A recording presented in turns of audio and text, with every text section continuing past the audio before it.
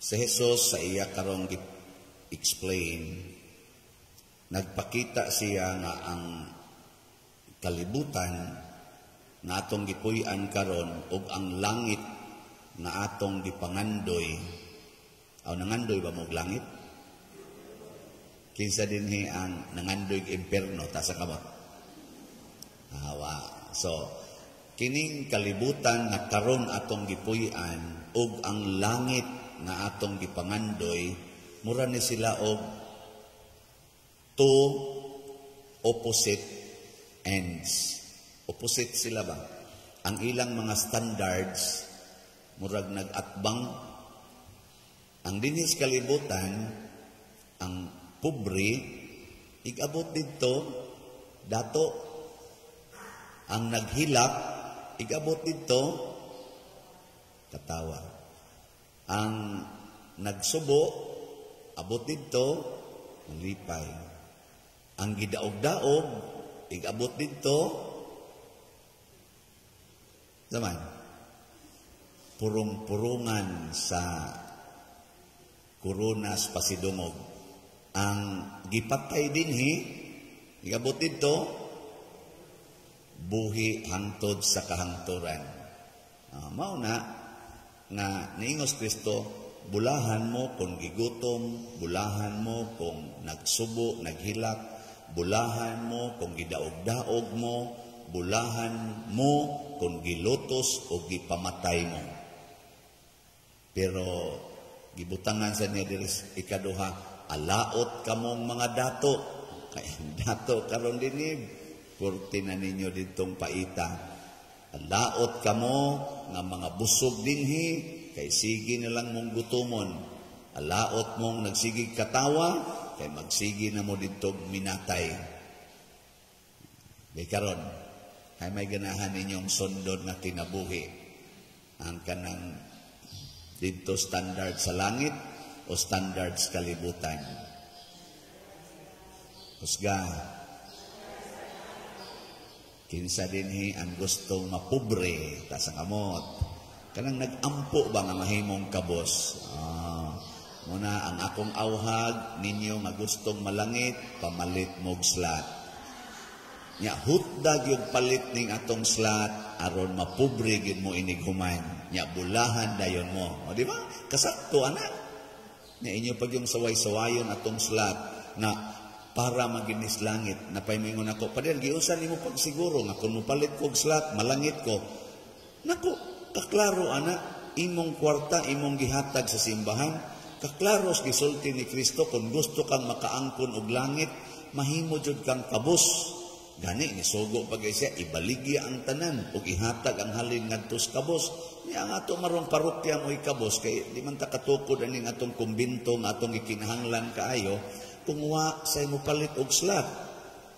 Niya ni palit man ka di nahimo na kang kabos. Langit dayon ka. Naog na sa Ebanghelyo, Gospel ni Luke chapter 6. Mao ni roy atong ibasa. Nya namalit na mo og slat. So, update lang no sa atong mga slots. Sa atong dopes, na mao ni atong itukod sa atong kumbinto, ipamaya daning atong mga proyekto din hikaron na nahuman-human na, ang uban nahuman na gyud, ang uban humanonon pa, na ang angan, na mga 55,000 slots ni, tag 1,000. As of yesterday, ang atong halin na apa sa 4,193 slots. Pero pakpakan yapon nato ang malit. So, mga 2,000 kapin katao ang nipalit ni ini. So, mga doon na mga 2,000 katao nga kandidato na sa langit. Ambot nanimba baka ang uban ani, pero masig kaning nanimba kandidato ra gini sa kuan. So, napay 50,807 slots sa dopes na pwede pa ni makapalangit ninyo.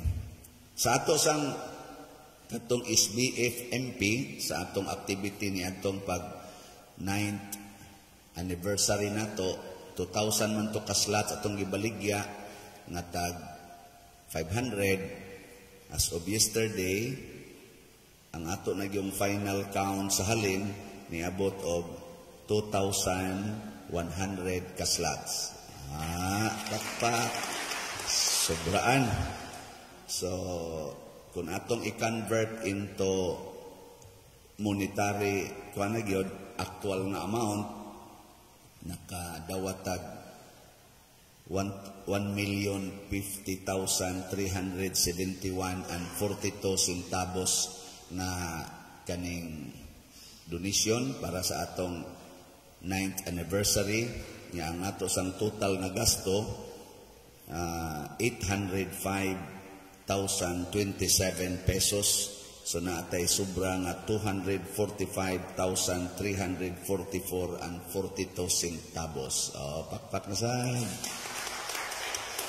Ato na ning i-dad-on ngadto sa atong charitable na mga kuan kay daghan lagi kay galinya diha. Nakaron sa ato sang special slots na gitawag nato Big MM or Birthday Embrace and Graces of Mother Mary para naniugma sa atong selebrasyon sa birthday ni Mama Mary. Kay ba mong birthday Mama Mary ugma? Muna ato nang i-celebrate. So mag-feeding ta sa 5 na to ka elementary schools, magmisa o mag-feeding. Niya dayon magmisa ta o mag-feeding dito sa prisuhan, sa Liluan Municipal Jail. Niya naasad tayo mga activities dinhi, natay motorcade inig ka alas 4 sa hapon ugma. Niya ang atong high mass alas 6. Niya ighuman sa misa, nasa tay mga pack meals nga atong ipanghatag. Murabag celebration lang ba? Niya, during sa atong mga misa ugma, alas 6, alas 12, alas 6 sa buntag, alas 12:15, o alas 6 sa gabi, na atay veneration sa image ni Mama Mary, muhalad tag mga buwak, katong gustong muhalad og buwak, niya naasad tay kahon para sa financial ninyo nga halad ni Mama Mary para sa iyang simbahan. Kini nga atong simbahan, magamit nato ugma ng adlaw. Yan na maligya ta nag-slots nga 2,000 slots tag 300 per slot. As of yesterday, nahalina na ta og 588 ka slots. Pakpak yapon. Naapay 1,412 ka slots. O mahurot ni ugma, muhonong na ni ugma. Niya dili ni mahurot, ako nga ning i-report ini ka Bernes, basig ilahos nato sa Domingo. Ato lang tan-awon. Pero tag 300 raman ni basig dali ra ni tingaling mahurot. Testingi lang ninyo, wa pa mo kapalit, pamalit na mo labing minus na po ka slots. Hurot na yun eh. Anong ako maning gihisgutan? Ang atong pagsigig tinampuhay dinhi. Kay matod pa ni San Pablo sa unang pagbasa, ayaw na mo pagsigig angkon anang mga butang, apil na ng asawa, bana, kanang pagminyo ay ba? Ingon siya, hapit na matapos ang kalibutan. Gisulti ni San Pablo mga 2,000 years ago. Tinuod bang iyang gisulti nga, hapit na matapos ang kalibutan? Nus aka matapos nga 2,000 years namang nilabay wa man gyapon matapos di am gyapon ta. Tinuod ka to yang gisulti sa lang mo pagminyo kamong mga ulitaw niya kamong mga naay asawa isipa na lang awa sad mo'y asawa, kamong naay mga bana isipa lang sa wa mo'y bana, kamong nakapamalit og mga butang isipa nga dili kamoy tagiya kay hapit na matapos ang kalibutan. Niya 2,000 years naman lang ang miagi, wa man gyud matapos. Sakto ka to siya o namakap? Sige, sakto. Pero di takibaw, nganong nasakto, no?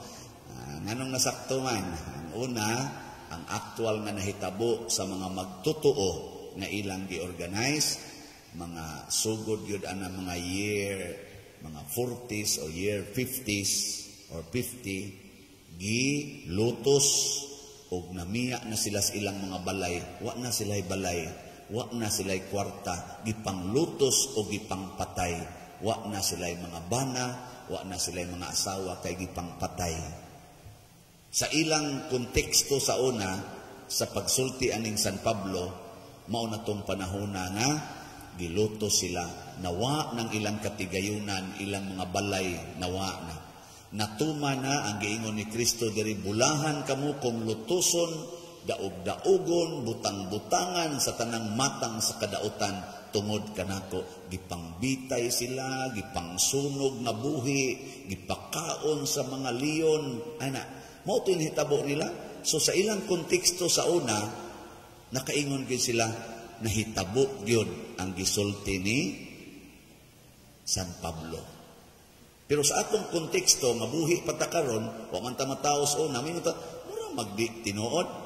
Pero posible sad na ugma, patay na ka. Di ba? O di matinuod na sad, lingon sa ka, tinuod giday, oy, nisimba pa maniganiha, karon patay naman. Hapit na giday matapos ang kalibutan. Sige, ingna na imong tupad. Ingna, hapit na matapos ang imong kalibutan. Sige, ingna. Kaya ang inyo bang mga naong diya, mga tiwasuno na sad kayo, para sa ako. Oh, karon lang mga pari, sunan ka pari, magmisa karon, ini kagabi matog, ikaugma di nakamata. Tulo na gusto ka pari ang gasunod karong tuiga, nga wa kamata pagkaugma. O dihin nakamata, pero naligo, namatay sa dito sa banyo. Diha pa gani gaduwag tennis, Father, sikat kaing pari, si Father Suarez, gaduwag tennis, namatay, giatake dito sa pamtang gaduwa, nasa gabisiklita, namatay, kay nabangga. Oh. So hapit na, di ay matapos ang atong kalibutan. Kay inig kamatay nato, wa na ta dinhis kalibutan, tapos na. Niya sa may kapuslangan anang sige kagkiha dito anang mga yuta, kanang siging pangangkon anang imong mga bahandi, didjud ka mo palit og slat kay para ra ginas imong buhok ug imong kilay ug sa imong pasiksi, sa imong mga sinina nga gipamalit porti na ng daghana mga sapatos, sandals, aron nindot katan-awon. Unya mamatay ra day kasunod adlaw para unsa man na siya, wa na nay kapuslangan. Pero imong gamiton ang tanan para sa pagdaig sa Ginoo, pagtabang sa mga kabos nga mo'y sugo os Ginoo, pagpalambo sa atong simbahan, pinaaging pagpamalit og slat. Congratulations! Kay ikaugma inig kamatay nimo, matod pa diri sa atong sana? Salmo? Saan atong salmo? Pamati kanako anak kong babae, tanawa og ipaabong ang imong dunggan. Sa may giingon diri. Unsa man? Hikalimti ang imong lungsod ug ang balay sa imong amahan. Sa ingon gitinguha sa hari ang imong katahom, kay siya man ang imong Ginoo ug kinahanglan simbahon mo siya. Himuon tang asawa sa Ginoo didto sa langit. Adto na taniya to dayan-dayanan sa tinuod nga bahandi. Adto na dito ang tinuod nga katahom, adto na dito ang tinuod nga kalipay. Nindota, no? Sige, katapusan lingi. Ingna, mupalit na kagslat. Ingna, waro na dyan kayo palit-palit. Ang katusan na kapalit, ingna mo dugang pakagpalit. Tanawa, di ba? May na, sure! Nagani ni palit karon nato o mga napo kaslats para aning mamamiri. Portigid niyang lipaya. Pader, nakapalit na gyud ko. Adto sang pagbaligya nimo adtong kuan pader katong para sa inyong anniversary kapalit sad ko ato nako. Kuya, kapalit na sad kog dopes pader. Nako, ndota gud nimo. Texting sa katapusan, magtigom na sad ko pader kay mo usab pa kog palit nako. Kana mo'y Katoliko. Di mo undang og palit. Nga naman, kahibaw man siya na sa sige niyang palit og slat para sa simbahan, ang iya sang kalipay og katagbawan nag-anam sa kanindot. Pero naadyo ko na lingawan, ni text na ko, pader mo palit yung og slat. Ano man, siya nga. Sa sige na kong palit og slat, pader, dagko na kay kog halin sa akong negosyo, nabayra na gunako, hapitan na akong utang. Ingnan na siya, nakukatuday sa una siya. Wa sa gyud ko kabayad, gapatong-patong na nun akong utang. Gusto mo makabayad sa utang, palit mo slat. Ana, kanilot ana. Nya katosang usa, Pader, salamat kaayo kay nakapalit kog slot nimo. Karon stage 4 na ko sa cancer. Gitagalan na lang ko og mga usa ka buwan. Pero lipay kay ko Pader nga nagpaabot sa akong katapusan kay kahibaw ko na ay sumpay didto sa langit. Salamat gyud sa imong slot kay nakasabot ko unsa diining kamatayon ug unsay sunod sa kamatayon. Oh, di palit mong slot aron di na mo mahadlok anang kamatayon. Kay daghang kay na stress tungod ana. Di ba? Nindog na ta.